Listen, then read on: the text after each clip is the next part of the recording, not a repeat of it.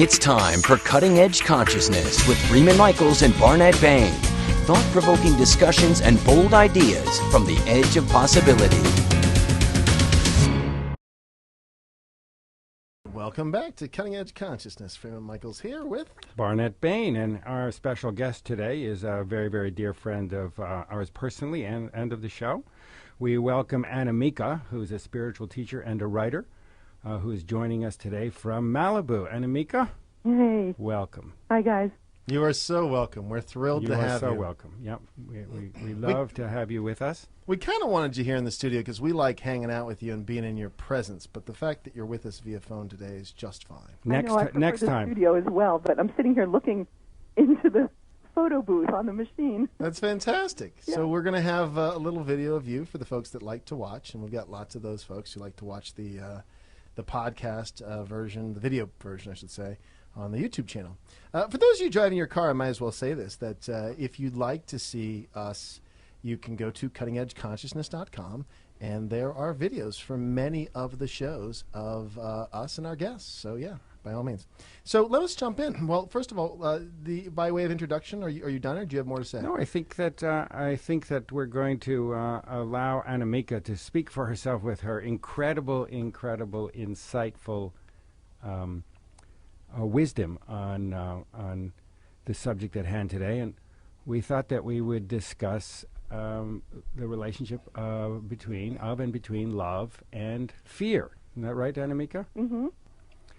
And one of the little pieces that we were sort of trailing in with was the sense that many of us have limited both fear and love by the way that we've identified with what we're calling an adaptive personality. It's the sort of self that we project out in the world. And it's really a tricky one, because in the sense that we have sort of figured out what works, which is great. Or tried to. It cuts us off, though, from a whole other realm of us that doesn't seem to, or we don't know if it works. It doesn't seem available. Do you know what I'm talking about? Absolutely. And a very helpful way to look at this is in terms of different paradigms, meaning different aspects of who we are that are completely different one to the next. So, for example, and that changes the feelings, by the way, also. So in the old reality, or the place that you're talking about where we create some kind of adaptive personality, we try to handle things, we try to be in control, we try to take charge of our life to make life work. And again, there's nothing wrong with this. It's a stage of development. But in that particular paradigm, believe it or not, there is not a very large range of feeling going on any level. There's a lot of doing, there's a lot of efforting, there's a lot of control going on. Struggle. Yeah, and it ends up in struggle. Yeah. The actual purpose of that particular paradigm has to do with experiencing ourselves as separate from the source of creation. So, for example, it would be like if you took a prism and you sent a beam of light through that prism, and the light broke into its component colors, you would get to know each of the colors, which is like broadening the artist's palette, broadening the range of colors you have on your artist's palette. So at some point, once you've gotten to know all of those different colors, you could paint with different ones and make different paintings, which would be akin to reintegrating those in a new way through which you would grow. So that particular paradigm of separation actually serves a purpose. What happens, however, is that most people do not do it consciously, so we end up creating a lot of hardship and suffering for ourselves. And in the process of creating that suffering, it hurts. So we end up shutting down most of our feeling. And when I listen to most people, what they say is, what they call feeling is really anxiety or depression or panic or the kinds of grief that's really self-pity that recycles, rather than the gentleness of authentic emotion. And we can talk about that, what that really is, in a moment, because there are different kinds of fear, for example. And when you stop feeling in general, when you shut down feeling, which happens when you're suffering, and it actually causes the suffering. Right. So it becomes a vicious cycle. The more you shut down your authentic feeling and your authentic emotion, the more you suffer, and the more rigid and absolute, the more rigid your sensation becomes. You literally numb out, so you stop feeling. And when you enter a different paradigm that's beyond the paradigm of perceived separation, where you open into your heart and you feel at one with yourself and at one with the source of life, at one with all, and you feel like yourself, and both, it's both and, you feel at one with yourself and at one with the source of all, then you enter into a very different kind of emotion, very different kind of feelings, because literally at that point your energy is moving through your body. And I often say in that moment that the world seems to open up. The trees get a little greener, and the sun a little brighter, and everything seems to just, it's almost as if it was in black and white and it suddenly becomes color. I can't remember the movie. Was that Pleasantville that happened? That it all just suddenly, there was this wash of color over the scene. And that's my experience of it. I often call them perfect moments where we sort of, the world opens up in a particular way. That's exactly right, Freeman. And those perfect moments, believe it or not, are available to us as a way of living all the time. What happens is that it seems like it's the exception rather than the daily, because most people are on this planet at this stage of human development are creating from perceived separation. Yeah. So when you feel and experience yourself as separate from the source of infinite love, of the movement of energy, of true emotion, you literally walk around kind of like a container, a walking container where you literally don't experience much of anything, and at least not anything that's really vital and alive and complex and juicy and delicious and free flowing. You tend to experience things that come from a lot of hardness and strife and struggle and suffering. Brilliant. It's interesting, too, one of the pieces in terms of this adaptive personality, in the sense that the way I've described it is it's how, personally, I negotiated very real, authentic personality stuff, the stuff of my essence and gifts, talents, and abilities, and so forth, negotiated those in the world. But what my universe gave me as feedback was that was too much. There was too much feeling. It was too much for my world, for my family of origin, tribe, and so forth and so on. So I got very real messages personally to numb that down. And then what I did in my life, I became an actor, because in acting I could express it. I could, in these characters, be all of me. And I'll tell you, in those moments, I felt more alive and more real. It was as if, I stopped thinking. I was in my head. I was in this space of creativity and fun and feeling, and it was deep and profound and wonderful. But I had to find that little negotiate, I should say, that avenue to explore that stuff that I think you're talking of. Well, in that place you're speaking of, the personality, right. There were two sides to it. Excuse me. We either feel more than or less than. So the less than is equally there. And everybody has both sides, which is, I don't feel good enough, I feel less than, less important, less not loved, not safe, not secure, I don't belong, or we end up feeling like we're too much. And so we end up in the superior end, which can be either arrogance, or feeling like we have to know it all, or that we do know it all, or perfectionism, which means we have to be right, or that we are right. And so we end up on one side or the other, and actually both. So that happens to be the nature of duality, is that we're either greater than or less than.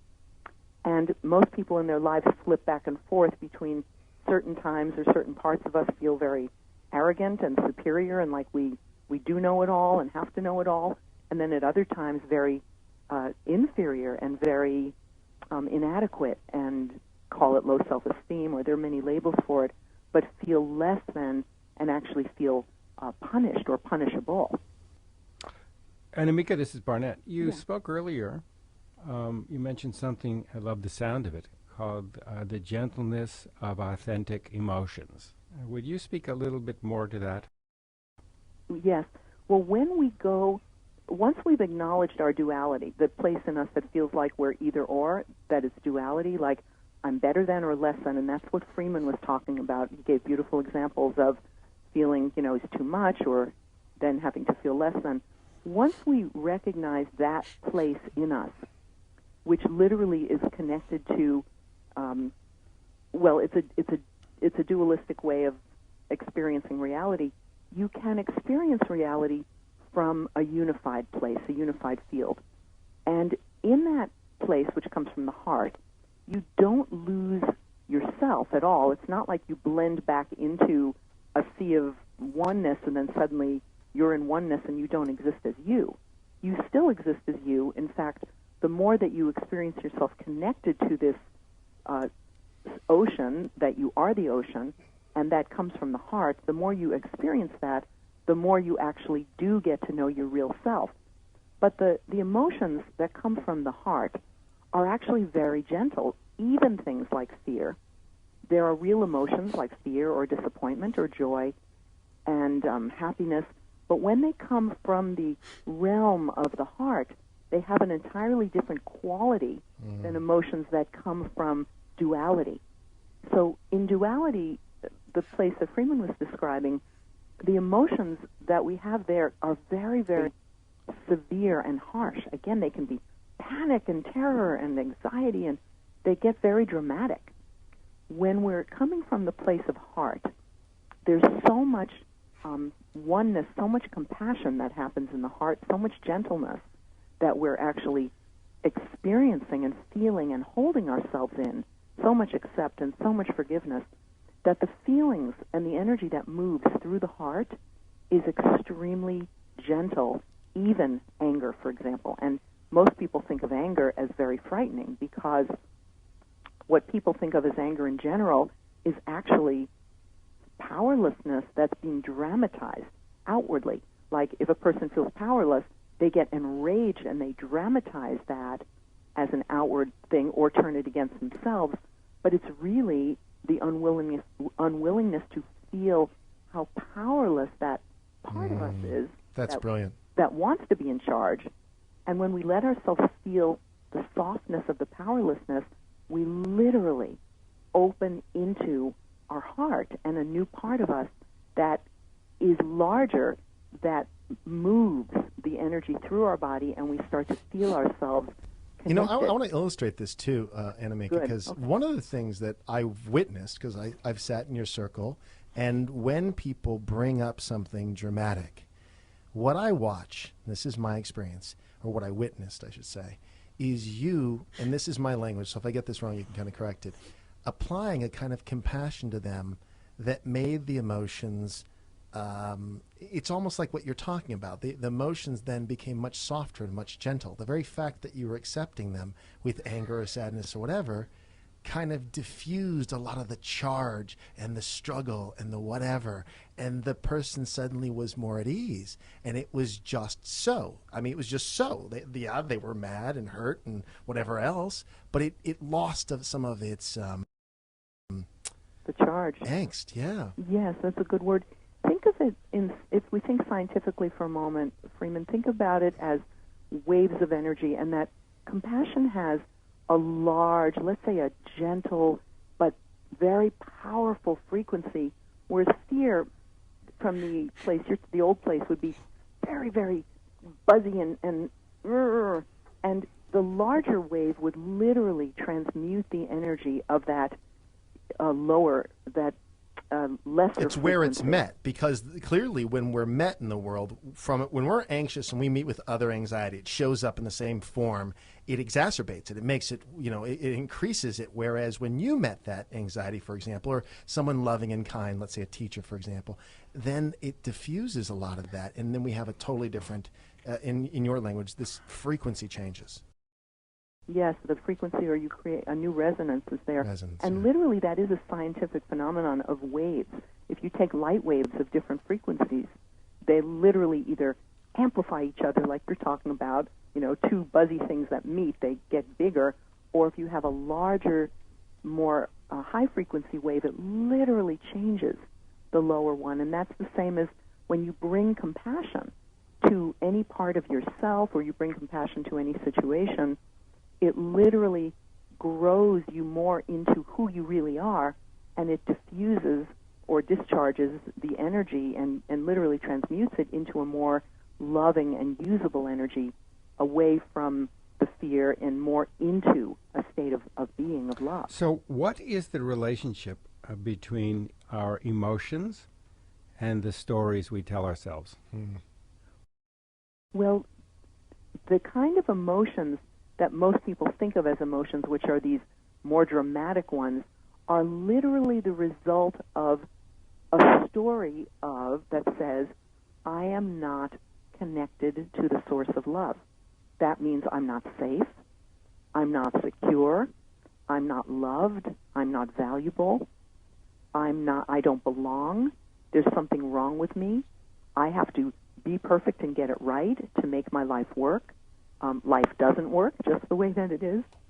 So those are stories, and there are a lot of variations on a theme, but stories tend to get down to some very basic core beliefs, which is an experience of some kind of separation from love.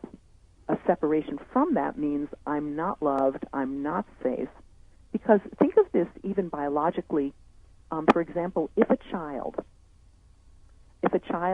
is not loved, they literally die. They don't survive if a child's needs aren't met. And we have very real physical and emotional needs that need to be met through our whole life. The difference in emotions, the difference in how we meet those needs creates different kinds of emotions. So, for example, if we feel dependent on somebody else outside of ourselves to provide us with safety or love, and then it doesn't come, we go into one set of emotions that's very dramatic. We get terrified, we get upset, we become anxious, we become depressed, and we are telling ourselves, in that case, the story, I'm not lovable. There must be something wrong with me. Otherwise, I would be receiving love. I would feel safe. I would be loved. And it's the story that perpetuates the emotions, that prevents it from releasing and from dissipating naturally. Right. And what happens is people end up feeling those feelings of either terror or anxiety or depression or something, some kind of grief, and they don't realize that that set of feelings is coming from the story of, oh, I'm separate from the source of love.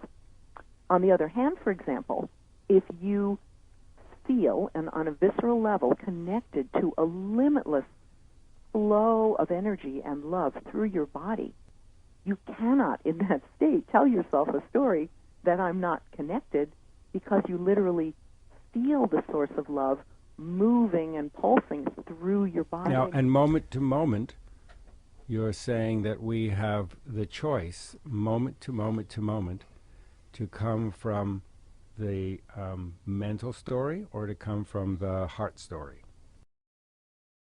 Yes, the journey of awakening, Barnett, is really such a discovery of the fact that it is what energy we are bringing, what stories we're telling that create our experience of life.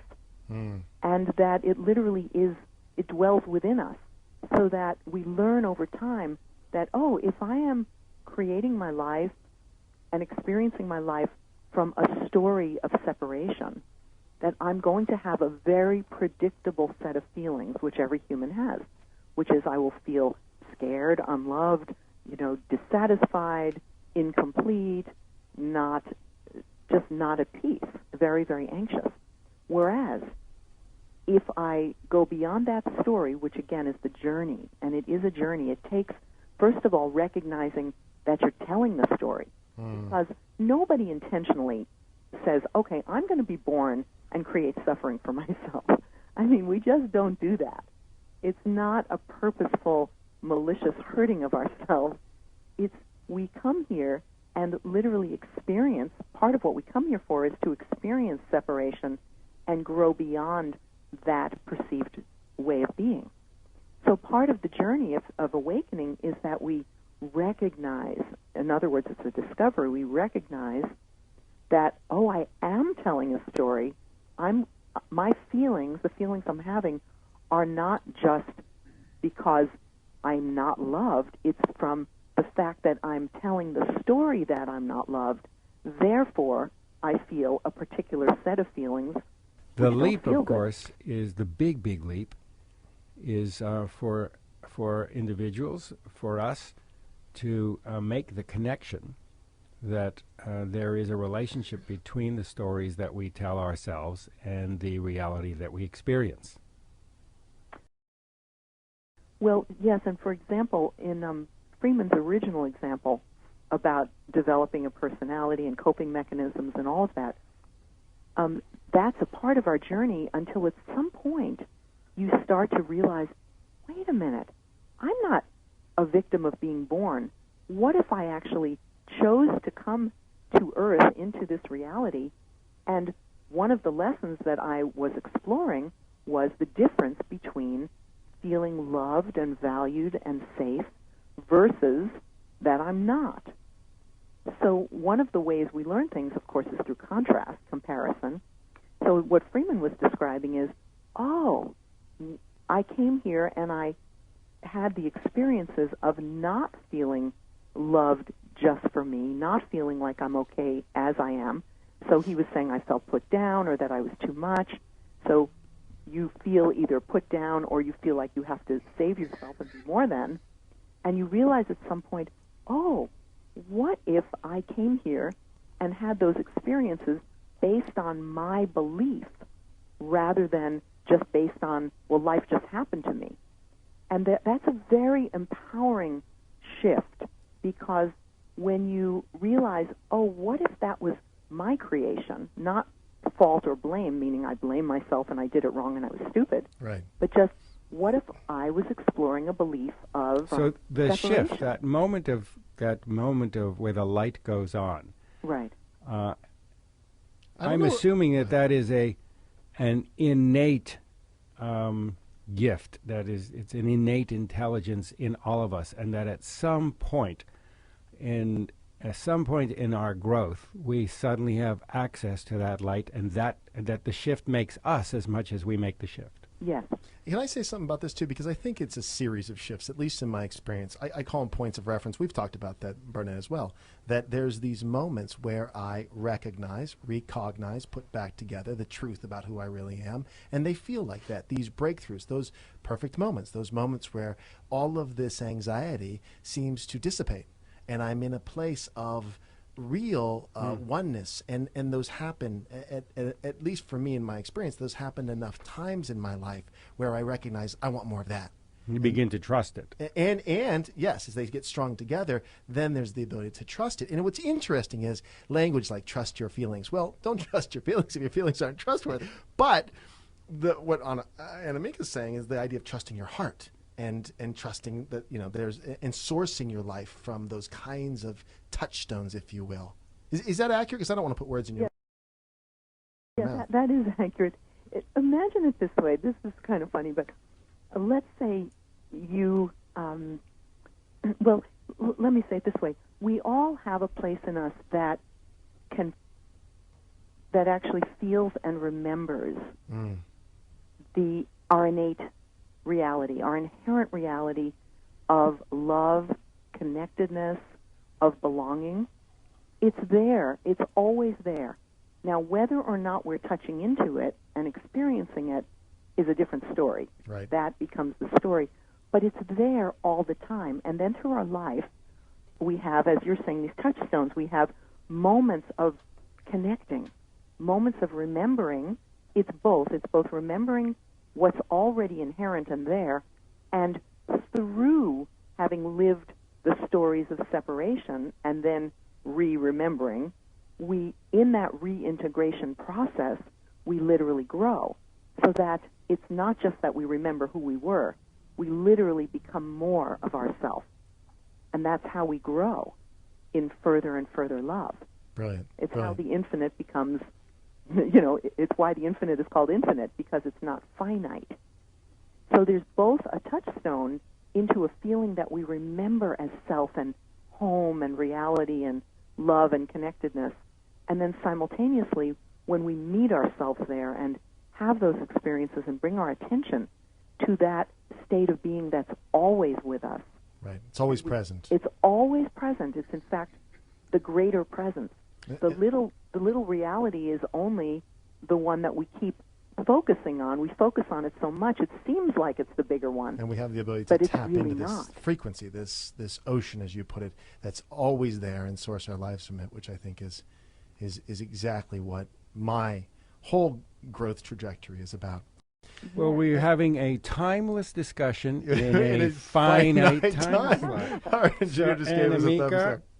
we love you. We And, adore you. Come on we now. are grateful to have had you as our guest. We look forward to having you back very, very soon. Oh, it's fun talking to you both. And hopefully in studio. I may have to drive over and drive you over here myself. But Oh, okay. I'm up for that. That sounds good. So until next time, we thank you, and we will be back after this break.